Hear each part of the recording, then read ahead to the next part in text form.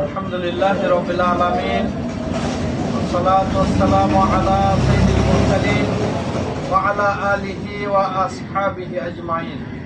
বাংলাদেশ জামাত ইসলামী মাধবপুর ইউনিয়নের নির্বাচনী কার্যালয় উদ্বোধন উপলক্ষে ডক্টর মোবারক হোসাইনের শুভ আগমন উপলক্ষে আজকের আয়োজনের সম্মানীয় সভাপতি,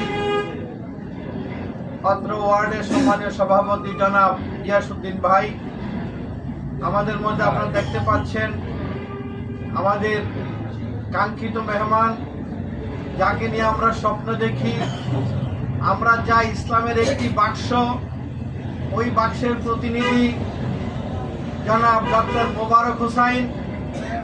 আমাদের মাঝে অন্যান্য মেহমান বৃন্দ, সকলের প্রতি সালাম, আসসালামু আলাইকুম ওয়া রাহমাতুল্লাহি ওয়া বারাকাতুহু।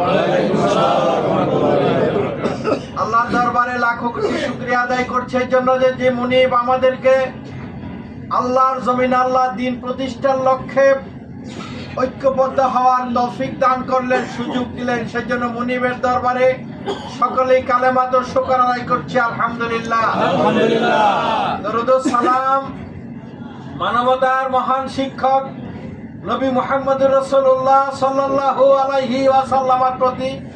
সম্মানীয় উপস্থিতি, যে রাসূল আমাদের জন্য রেখে গেছেন সুন্দরতম আদর্শ, মক্কা এবং মদিনা বিশাল সাম্রাজ্যে কোরআন হাদিস দ্বারা যখন সমাজ পরিচালনা করেছিলেন, সেখানে চুরি ডাকাতি খুন রাহাজানি সবকিছু বন্ধ হয়ে গিয়েছিল।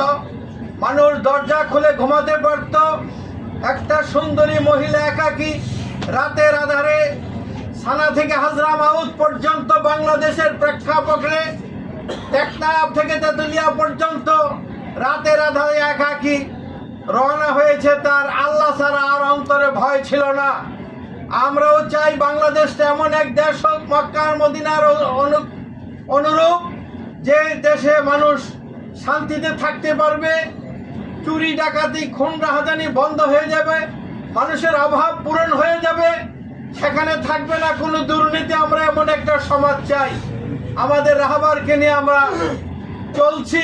আল্লাহ যেন দাঁড়িপাল্লা মার্কায় সকলে ভোট দিয়ে কোরআন হাদিসকে সংসদে নিতে পারেন, সে আশাবাদ ব্যক্ত করছি। আজকের আয়োজনে আপনারা অনেকে দাঁড়িয়ে আছেন, আসলে সংক্ষিপ্ত প্রোগ্রাম সেহেতু এই জন্য এত আসনের ব্যবস্থা করা হয় নাই, আপনারা আমাদেরকে মাফ করবেন। আমরা যেন মোবারক ভাইকে নিয়ে আমাদের কাঙ্ক্ষিত লক্ষ্যে পৌঁছতে পারি। এই দেশটা